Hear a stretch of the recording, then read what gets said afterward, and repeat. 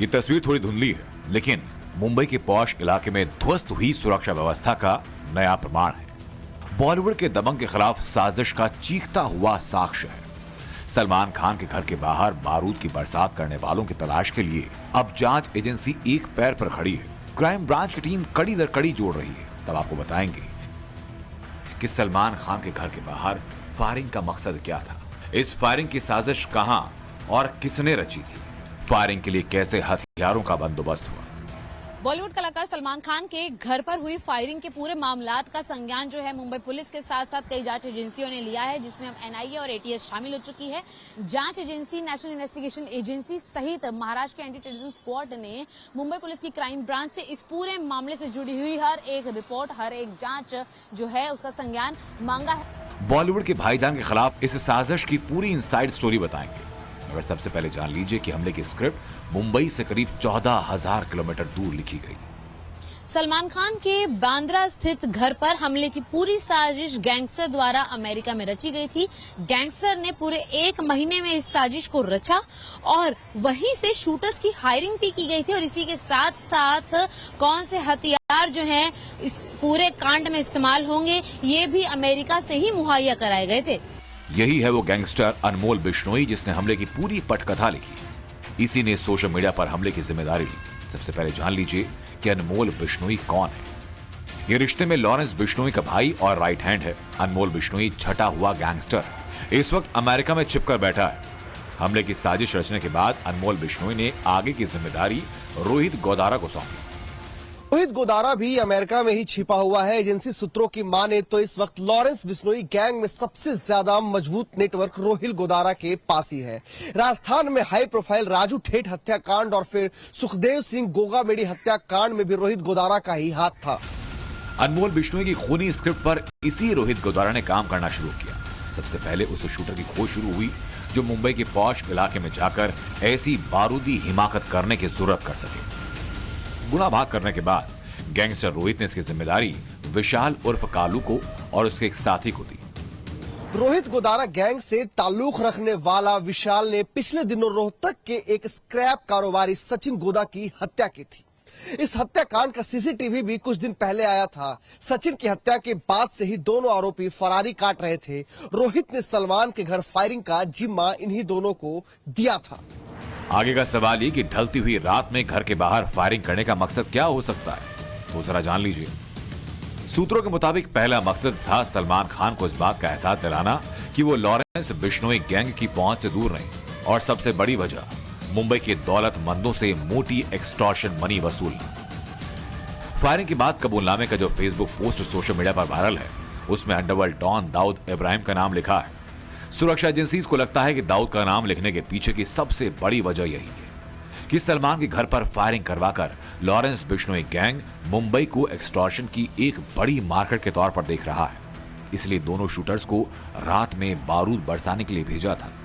Agency को पूरा शक कि दोनों शूटर्स को रोहित गोदारा ने अपने दूसरे सहयोगियों से हथियारों की खेप मुहैया करवाई और फिर शूटर्स ने फायरिंग को अंजाम दिया। इस बीच पुलिस के सूत्रों से एक बड़ा खुलासा यह हुआ है कि रविवार की सुबह यानी कि जिस रात इस पूरी घटना को अंजाम दिया गया था, उस वक्त सलमान खान के घर के बाहर मौजूद सुरक्षा वाहन मुंबई पुलिस के मौजूद नहीं थे और इसी की वजह से आरोपियों की शिनाख्त होने में समय लगा। बताया जा रहा है कि सलमान के घर फायरिंग करने के बाद दोनों आरोपी बांद्रा रेलवे स्टेशन पहुंचे, गैलेक्सी पर 5 राउंड फायरिंग की और फिर महबूब स्टूडियो की तरफ बढ़ गए। महबूब स्टूडियो के पास सर्कल से यूटर्न लिया और माउंट चेरी चर्च की तरफ चले गए। उन्होंने माउंट बेरी के पास अपनी बाइक उतार दी और फिर बांद्रा से निकलने के लिए ऑटो लिया। दोनों आरोपी ने बांद्रा स्टेशन के प्लेटफॉर्म नंबर 1 से सुबह 5:08 पर बोरीवली जाने वाली लोकल ट्रेन पकड़ी। 5:13 पर वो सांता क्रूज स्टेशन पहुंचे। सांता क्रूज स्टेशन से दोनों पूर्व में वकोला की तरफ बाहर निकले और वहां से ऑटो पकड़े। सांता क्रूज स्टेशन और फिर वहां से बाहर आकर ऑटो पकड़ने का सीसीटीवी पुलिस के हाथ लगा। आगे की सीसीटीवी फुटेज को खंगाला जा रहा है। माने तो फायरिंग करने के बाद आरोपी शहर छोड़कर भाग गए। हमलावर की तलाश में जांच एजेंसी इस वक्त 5 राज्यों में सर्च ऑपरेशन चला रही है।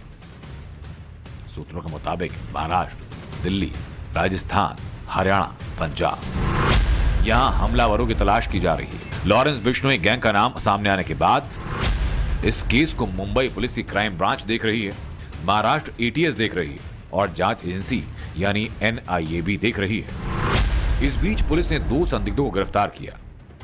पुलिस ने जिन 2 लोगों से पूछताछ की है उनमें से एक वह है जिसके घर पे शूटर्स पनवेल में रह रहे थे और दूसरा वह व्यक्ति है जिसकी बाइक सेकंड हैंड खरीद कर ही इस पूरे कांड को अंजाम दिया गया। मुंबई पुलिस की क्राइम ब्रांच की टीम ने दोनों से लंबी पूछताछ की। इधर जांच एजेंसी की नजर शूटर कालू के घर पर भी है। शूटर विशाल उर्फ कालू गुरुग्राम में अपने परिवार के साथ रहता है। 14 अप्रैल की रात को दिल्ली पुलिस की एक टीम उसके घर पहुंची थी। विशाल की मां और बहन से पूछताछ की थी। उसके बाद विशाल का परिवार अपने रिश्तेदार के घर चले गए। इसी बीच शूटर कालू की बहन ने दावा किया कि फरवरी के बाद से उसका भाई घर से फरार है। अच्छा, तो कब से फरार है यहाँ से? घर से गायब कब से है? वो फरवरी से गायब है। वो कौन सी फरवरी से? कोई डेट अगर आपको याद हो तो? 27-28 की रात से गायब है वो। किसके साथ रहता था? क्या कुछ नहीं पता हमें उसके बारे में, हम खुद चिंता में इस बात से। आपसे कब लास्ट बार उसकी फोन पे बात हुई? हमारी उससे कोई बात नहीं हुई है। पुलिस की जांच के बीच सलमान खान के परिवार की ओर से पहला बयान आया। सलमान के भाई अरबाज ने सोशल मीडिया पर लिखा कि इस घटना के बाद से परिवार सदमे में है। सलमान खान का परिवार पूरी जांच में सहयोग कर रहा है क्योंकि इन दोनों शूटर के जरिए जांच एजेंसी जड़ तक पहुंचना चाहती है। Bureau report, times now Bharat.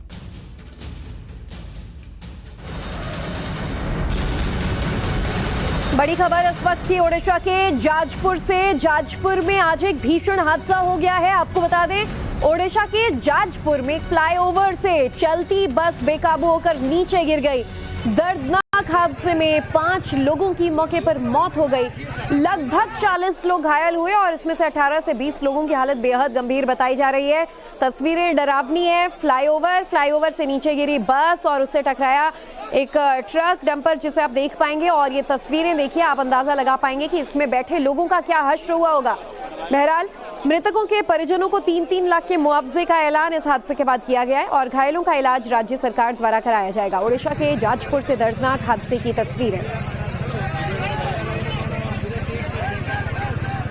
तो एक्सीडेंट के बाद की ये तस्वीर देखिए, लोगों की भारी भीड़ मौके पर लग गई। क्योंकि हैरान कर देने वाला ये वाकया जाजपुर में अब से कुछ देर पहले हुआ, जब फ्लाईओवर पर चलती बस और पूरे टूरिस्ट से भरी बस, लोगों से भरी बस जो है वो बेकाबू हुई और फ्लाईओवर से नीचे आ गिरी, जिसमें लगभग 40 लोग इसकी चपेट में आए। 5 की मौत हुई है, 18 से 20 गंभीर रूप से घायल हैं।